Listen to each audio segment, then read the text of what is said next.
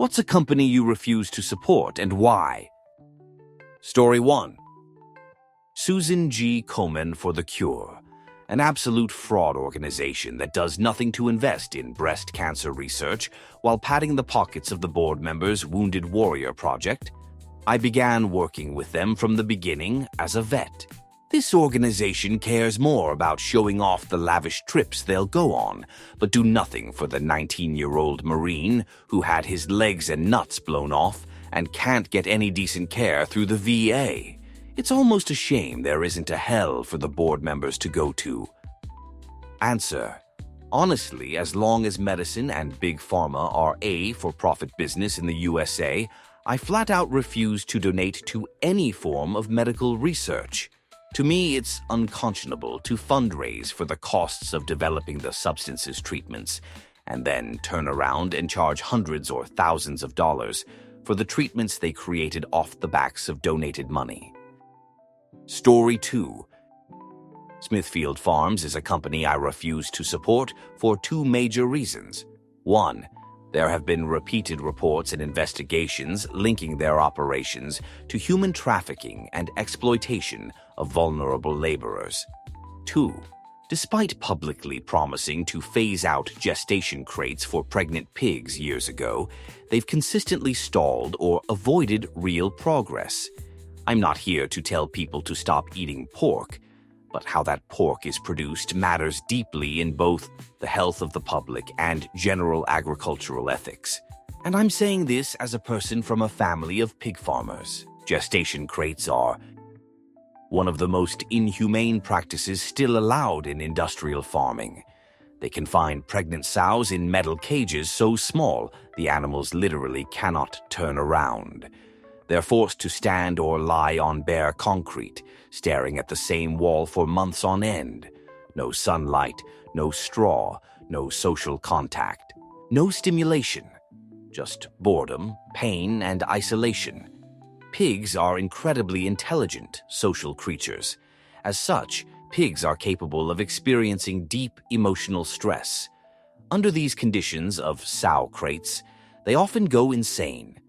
Numerous undercover investigations have shown pigs in these crates biting the bars compulsively, frothing, foaming, or rocking back and forth, screaming, or completely silent, behaviors that are clear signs of psychological breakdown.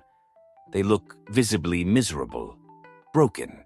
To make things worse, because the animals are so stressed and immunocompromised, producers must use incredible amounts of antibiotics like Carbadox, which is a substance considered carcinogenic and banned in many countries.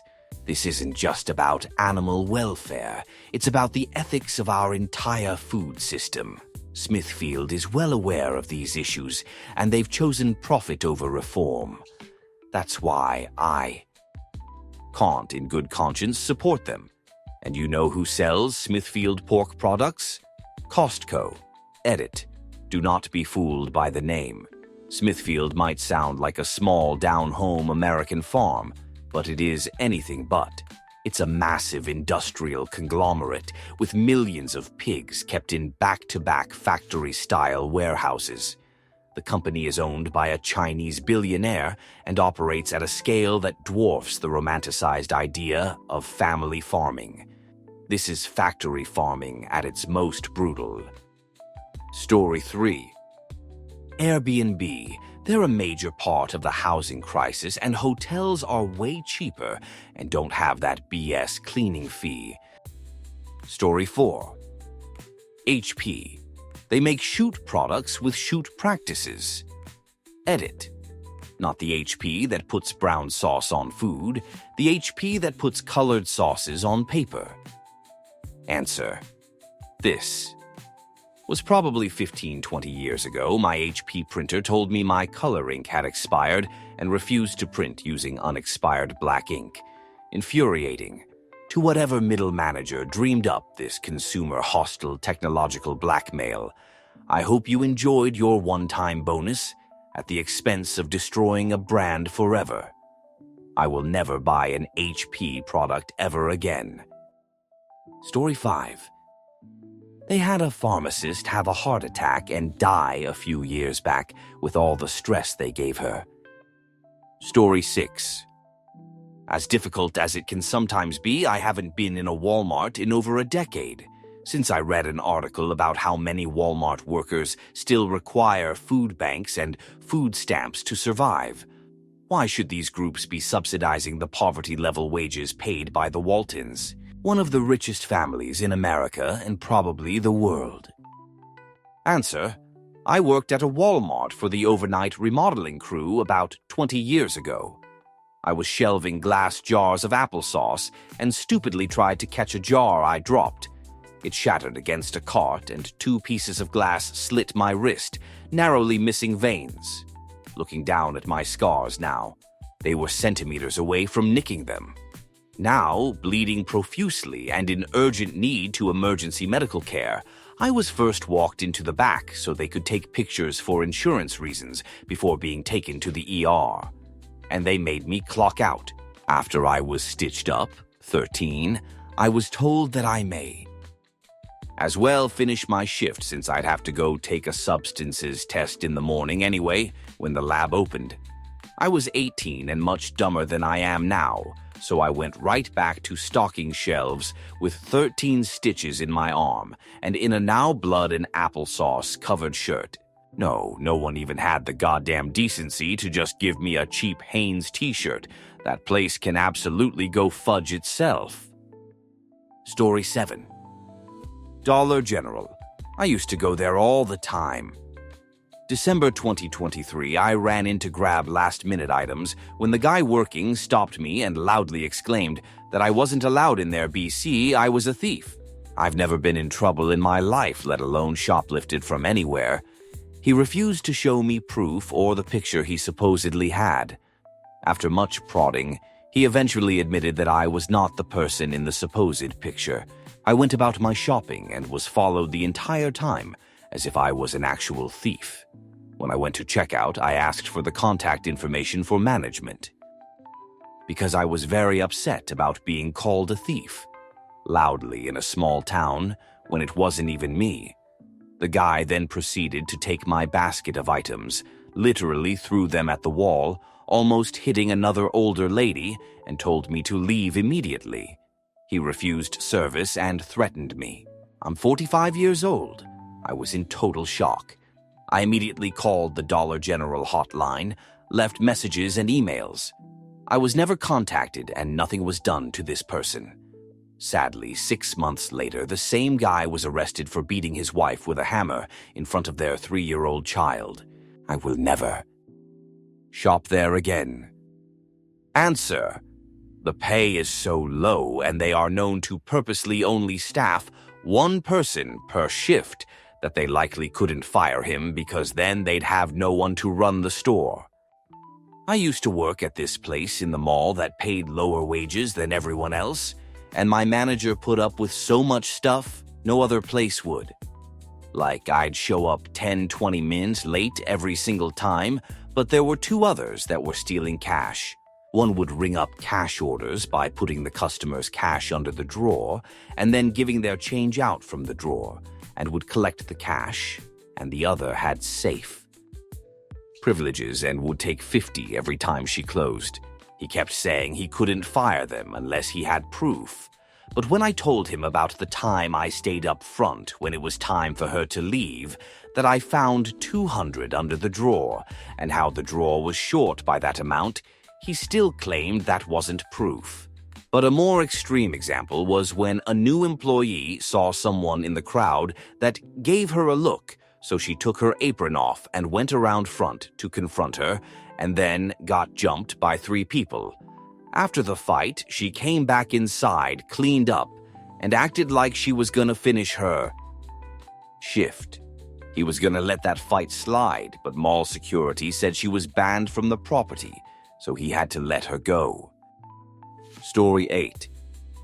Walmart Sam's Club, because they exploit their workers to the point they give workshops on how their workers can apply for government aid, SNAP, Medicaid, Section 8, and deliberately give them all part-time status so they won't have to give them benefits.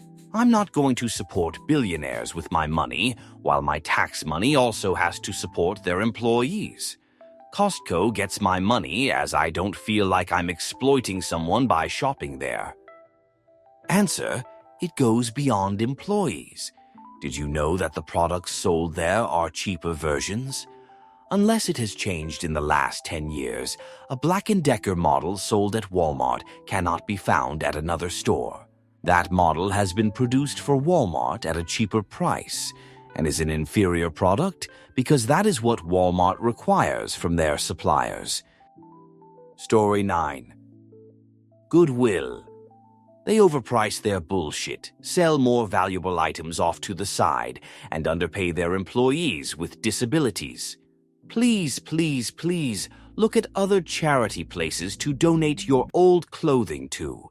If you are in the Acadiana area in Louisiana, the Arc of Acadiana directly funds programs for people who are developmentally delayed and/or disabled, and their families as well, and provide jobs for them as well, and want them to be successful and secure. Answer: the underpaying their employees with disabilities is very much a mixed bag. A lot of those employees are otherwise unemployable. They can't get a job outside of a legally permitted sub-minimum wage job because of the level of their disabilities. For a lot of those employees, getting out of their living situation and doing something is very, very good for their mental health and confidence. The reality is, if they had to be paid the normal minimum wage, they would not be hired. They would not have a job at all, and they'd just be stuck in their living situation. Which, to be clear, may be perfectly fine, but it's still being stuck in a house apartment all day, every day. Are there some of those employees that Goodwill and other companies abuse the laws for? Yes. Are there lots that this arrangement is actually super good for? Yes. I worked with someone for several years who was paid sub-minimum wage through a city program. She was incredibly proud that she had a job and it gave her a purpose. I don't know if the company even got the sub-minimum wage value out of her work, though. Story 10. Walmart. I grew up in a small farming community in the 70s and 80s and witnessed firsthand the impact when Walmart arrived. It destabilized the local economy and devastated small businesses, thriving not through community investment, but by undercutting wages and exploiting labor. All the while, they made exceptional profits. No one will ever convince me that the Walton family deserves anything other than accountability and, frankly, incarceration. Story 11. Shine. I know that an outfit I get from a department store nearby may also have sketchy origins, but I do my best to avoid obvious fast fashion and definitely avoid Shine. Story 12. Any meta platform, FaceSpin stat threads need to be replaced by platforms that don't actively dislike and exploit their users. Answer: they recently deleted my 17-year-old FB account and 10-year-old IG account because their AI labeled them as posting child intimacy exploitation content. All I had was my trips and old pictures of family and dogs. Apparently, this is all because the AI can't discern while moderating, and the customer support is entirely AI. I will never consume anything from Facebook or Instagram ever again. Just casually throwing an accusation like that is fudge up enough. Story 13. PETA. Not only are they keeping the majority of the proceeds, but only about one of the animals they save are successfully adopted. The vast majority are put down by PETA. Don't tell me you saved a dog if you eliminate it. There's probably 100 other reasons not to support them, but those are the main ones. Story 14. Amazon. I'll go to great lengths to track down the manufacturer of whatever I need and order from them directly before I give another dollar to Bezos. I also know how hard Amazon makes it on small companies to succeed, and I want no part of it. Answer: I also will go to great lengths to order what I need directly from manufacturer or a business located in the US. Most people don't realize, or care, I guess, that the majority of items sold on Amazon are from overseas. Rarely can you find an American business. Also, as you already mentioned, they make it nearly impossible for small business to succeed, and so I really dislike how Amazon does their business. You can't filter for item location. In order to find a North American or US business, you have to individually look at every item and then every seller business. I understand in some instances the business may have purchased overseas to get their item. I also understand that the item will cost more. I'm willing to support them anyways, as opposed to directly supporting an overseas venture. Story 15. Spirit Airlines. They wouldn't allow me to reschedule a flight to the following week without my father's oncologist sending in 17 filled-out forms confirming he was starting chemo. Dad had stage 4 cancer. Could you imagine asking a cancer doctor to sit down and write out 17 forms so your cancer patient's daughter can reschedule a weekend trip? Fudge Spirit. Story 16. Any news organization that hides breaking news behind a paywall is on my shit list. Edit. Come to think of it, even without the paywall thing, I found much of today's media to be reprehensible. They are more focused on entertainment than on getting the facts. Story 17. Autism Speaks. Because instead of listening and supporting actually autistic people, they've been fighting for the cure. Newsflash, autism is not a disease you cure. It's a different type of brain wiring. They take in all the money and give little to none toward actual services for autistics. Story 18. Comcast Xfinity. They pretty much punish you for daring to save money by buying your own equipment. Their bullshit arbitrary data caps are crippling to your bill unless you use their equipment for their internet packages. As soon as I found out T-Mobile was installing fiber internet service in my area, I dropped them immediately. I claimed I was moving country lol. That half-truth got me out of what felt like a toxic relationship, and now I'm free as a bird. TLDR fudge, communist cast X shitty. Story 19. Amazon. No one person in the world needs to have that much money, and people don't need nearly as much stuff as they think. We have more storage units than ever in this country because companies like Amazon continue to push the narrative that you need these items when really 85 are not necessary, and they treat their workers like slaves, so yeah, nope.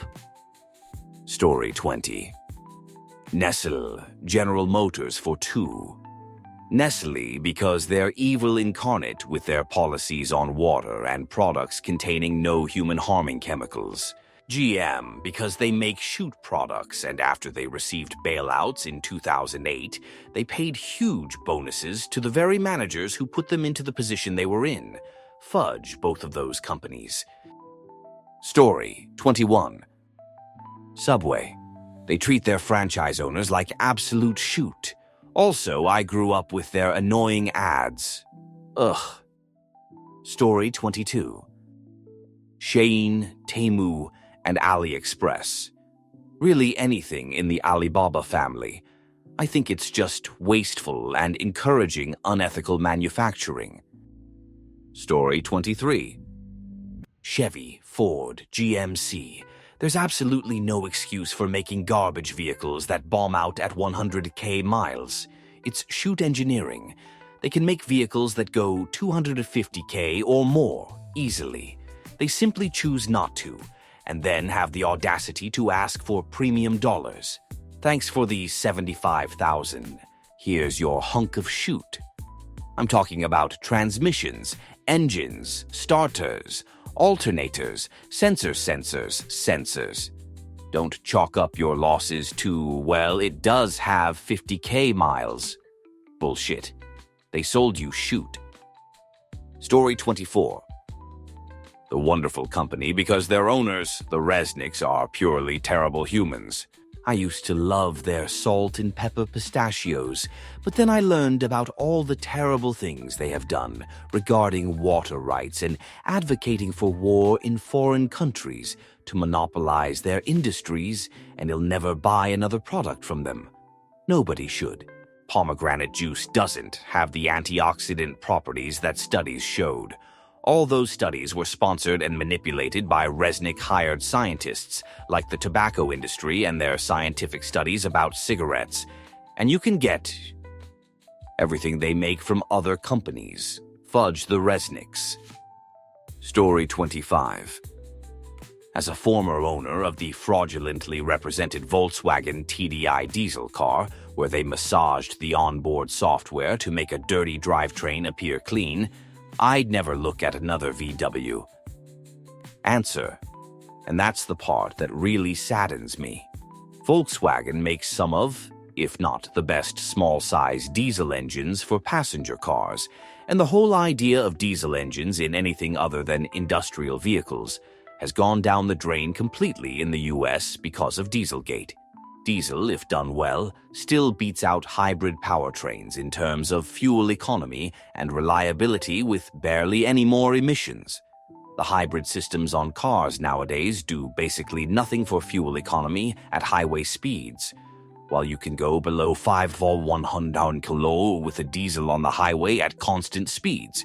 But now, nobody is buying into it because some idiots in Wolfsburg decided to cut corners instead of making their engines operate within the parameters of the Euro 6 emission standard. Story 26. I will not support any business, small or large, that brags about how Christian they are or puts crosses and doves all over their advertising. Nothing against Christians, but businesses that show off how devout they are usually corrupt. Answer. Oh, I have a story on that note. Pre-pandemic, I had a friend who worked at a local coffee shop. I lived 30 minutes away at the time, but I happened to be in the neighborhood one afternoon, so I stopped by for a quick latte. As my friend was making my latte, her boss came out of the back and walked up to us. My friend introduced me to her. She looked at me, pointed to a gigantic painting of Jesus on the wall, and said, "I'd like to introduce you to the president and CEO of our coffee shop." I never went back. Fine if you want to have a Christian coffee shop, but lady, a simple hello. Nice. To meet you. Thank you for supporting small businesses. Would have sufficed. The fact that she came out swinging after literally just meeting me was so jarring. Story 27. Subway. They price themselves out of the market, and the issues with their spokesperson don't help. They were a go-to as a broke student who could get multiple footlongs for $5 and eat for a couple days. Now, their quality has gone to crap, their prices are way too high, and they are slower than a sit-down restaurant, which would also be cheaper. Honestly, McDonald's has gone the same way, but I have a 7YO, so it's harder to avoid. Story 28. I didn't realize I was boycotting so many things for the fact that I just don't support their business practices or the owner's ideals. Chick-fil-A, Target, Shein, other fast fashion brands, Amazon, Walmart. But my holy grail of fudge, no, never for any reason, is Walgreens. They failed to protect a minor employee from a co-worker who was making her uncomfortable with his advances. He eliminated her in the Walgreens break room. It took them hours to find her body. It shouldn't have been possible, but it happened without a single hitch in his fudge-up plan. Walgreens should go out of business for the layers of failures to protect not only their employee, but their employee who was a child. Rippy Riley Whitelaw. Story 29. Chanel.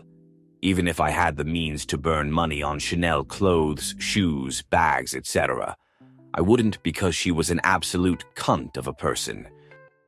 Story 30. Uline. Yup, these bastards have anything you need to run your biz, from boxes to stairs. And they are the worst kind of right-wing religious nutjobs who take it as a mission to support the repubs and the church. Fudge them with a broken broom handle. Story 31. Anything Meta. I cancelled Facebook, Threads, and Instagram because of Zuckerberg's post-election actions. Story 32. Hobby Lobby. Making sure women's access RO birth control is taken away because they didn't believe it was necessary due to their religion. Fudge them, there's a lot of other reasons too. But that's the biggest one. Story 33. One of my local grocery chains, wholly owned by one family. A member of that family serves in the state legislature and has twice introduced bills for a two-tiered minimum wage to exploit those under 18. Paying teens less is a thing, but they want it codified into law. Story 34. I'm Canadian. I don't support U.S. companies if I can help it. Those that I am more open to have employees in Canada. Story 35. United Way. I had a friend that used to raise tens of thousands of dollars for them every year. When his wife died, he needed help. They thoughtfully declined. Story 36. I stopped ordering from Papa John's back during the passage of the Affordable Care Act because the founder CEO was adamantly against it, claiming that if he was required to provide health insurance to his employees, prices would go up by as much as 14 cents per pizza. Oh, gasp. Like fudge off anyone who thinks that it isn't worth a measly 14 cents to know the poor kid making their pizza has access to health care. Then later, the CEO was outed for using the N-word in a conference call, so that further justified my avoidance of the company.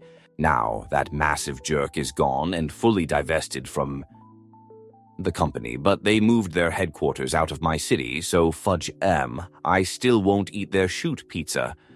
Though I will admit, this last reason is just petty. Story 37. Zitter, Tesla, and anything else associated with Elon. F that guy. Nestle, because they're super evil.